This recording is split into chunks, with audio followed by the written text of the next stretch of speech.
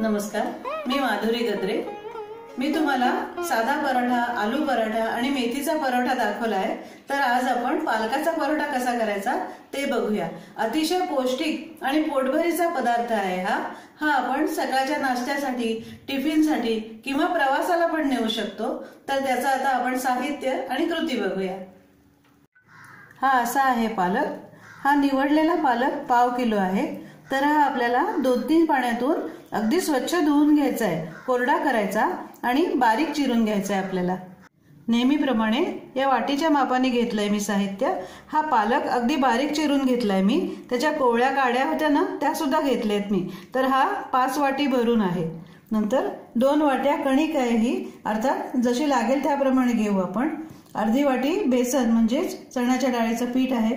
एक मध्यम बटाटा उकडून घेतलाय मी आणि तो मॅश करून घ्यायचा आहे आपल्याला। नंतर 6-7 मिरच्या आणि 8-10 लसणाच्या पाकळ्या असं मी बारीक करून घेतलंय। मिरच्या मध्यम तिखट आहे आणि आपण आपल्या आवडीप्रमाणे घेऊ शकतो ते। हा ओवा आहे 1 टीस्पून, 2 टीस्पून धने पावडर आहे, नंतर अर्धा टीस्पून आमचूर पावडर आहे। आता आमचूर पावडरीच्या ऐवजी आपण दही सुद्धा घेऊ शकतो, ते पण छान लागतं, पण टिकण्यासाठी म्हणून मी आमचूर पावडर घेतला। लगेच खायचं असेल तर दही घेऊ शकतो। पाव टीस्पून हळद आहे, मीठ लागेल आपल्याला आणि तेल लागेल। या कढईमध्ये 1 टीस्पून तेल गरम केलंय मी। तर आता हा पालक घालू आपण याच्यामध्ये।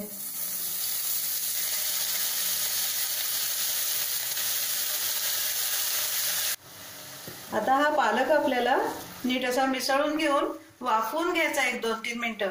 झाकण ठेवायचं त्याच्यावर आणि वाफवून घ्यायचंय। झाकण ठेवते। 3 मिनिटं झाली आहेत, बघूया आपण। हे बघा छान वाफवला गेलाय। बारीकच गॅस ठेवलाय मी। आता गॅस बंद करते आणि थोडा कोमट होऊ द्यायचा आहे। काढून घेते हा परातीत।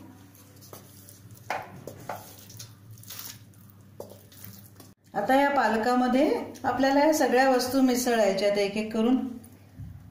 हा मॅश केलेला बटाटा घालते, नंतर धनेपूड घालते। छान वास येतो धनेपुडीचा याला। आमचूर पावडर घालते, हळद घालते। हे लसूण आणि मिरची वाटून घेतलंय ना ते घालूया। थोडं झणझणीतच हवं, म्हणजे मग सगळं मिळून त्याची चव बरोबर येईल। आणि नेहमीप्रमाणे हा ओवा आहे तो असा हातावर घ्यायचा आणि असा चुरडून घ्यायचा छान, म्हणजे त्याचा वास लागतो व्यवस्थित। हा घालते। आता हे बेसन घालते, याने एक खुसखुशीतपणा येईल पराठ्याला। थोडी कणिक घालते आणि आपण हळूहळू मळून घेऊ ते, आणि मळता मळता मिक्स करताना पुन्हा थोडी थोडी कणिक घालू आपण। मीठ घालते अंदाजाने।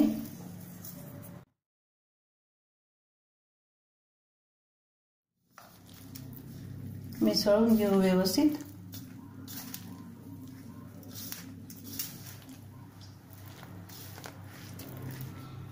आधी असंच भिजवायचंय आपल्याला आणि मग जसं लागेल तसं थोडं थोडं पाणी घालू। ही कणिक पण घालू त्याच्यामध्ये।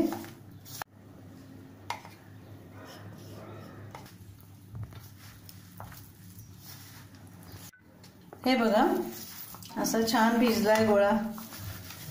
पाणी लागलं नाही आपल्याला अजिबात। पालकामध्ये पाणी असतं ना, तर तेवढ्या ह्याच्यावर व्यवस्थित भिजलाय। बटाटा आहे थोडा त्याच्यामध्ये, त्याचा ओलावा आहे। हे बघा आता याच्यावर थोडं तेल घालायचं आणि एकदा पुन्हा मळून घेते। आणि फार वेळ ठेवायचं नाहीये पीठ आपल्याला। आपली तयारी होईपर्यंत 5 मिनिटं पुष्कळ झाले। जास्त वेळ राहिला ना गोळा तर पाणी सुटतं, त्याला ओलावा येतो आणि मग लाटता येत नाही नीट। हे असे एकसारखे गोळे करून घेतलेत मी। आपल्या पोळीप्रमाणे त्याचा सैलपणा हवा। समजा फार कोरडं झालं ना तुमचं पीठ, हा कणकेचा गोळा, तर त्याच्यामध्ये थोडंसं पाणी घालायचं, अगदी थोडं, म्हणजे थोडा मऊपणा राहील त्याला। आता व्यवस्थित करून घ्यायचं हे असं गोल। पिठात बुडवायचं। कणिक घेतली आहे मी लावायला आणि थोडंसं लाटून घ्यायचंय।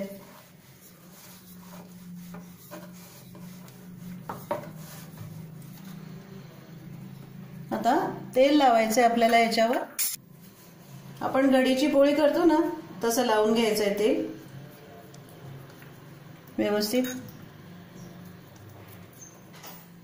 आणि अशी घडी घालायची त्याला, म्हणजे पापुद्रे सुटतील छान.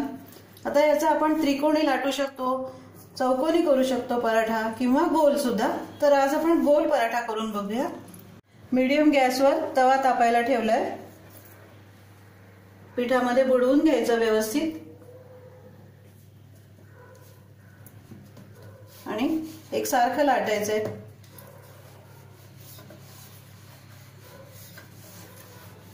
कडेने लाटायचं म्हणजे मधलं आपोआपच लाटलं जातं, एकसारखं होतं ते. हे बघा असं छान दिसतंय ना याच्यामध्ये पालक. या बाजूनी पण लाटून घ्यायचं एकदा. लाटून घेते असं. लाटून झालाय आपला आता हा व्यवस्थित.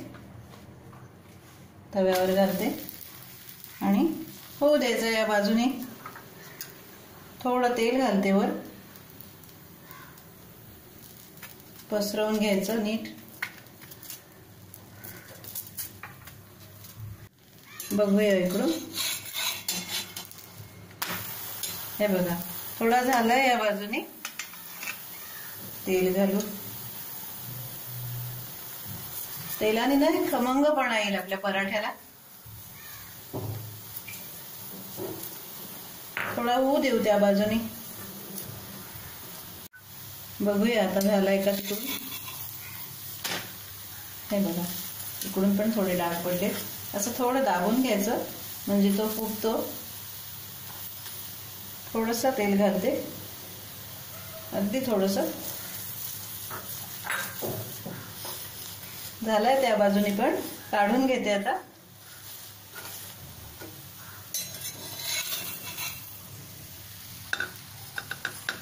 असेच करून घेते सगळे. असे हे पालकाचे खमंग पराठे तयार झालेत आपले. या प्रमाणामध्ये 8 पराठे झालेत मीडियम आकाराचे. तर एखादं लोणचं घ्यायचं आवडीचं, दही घ्यायचं बरोबर खायला. करून बघाल ना तुम्ही, नक्की करून बघा आणि आवडलं तर मला सांगा. आणि लाईक करा, सबस्क्राईब करा आणि कमेंट्स पण पाठवा तुमच्या. आणि तुम्ही माझा हा व्हिडिओ बघितला त्याबद्दल धन्यवाद.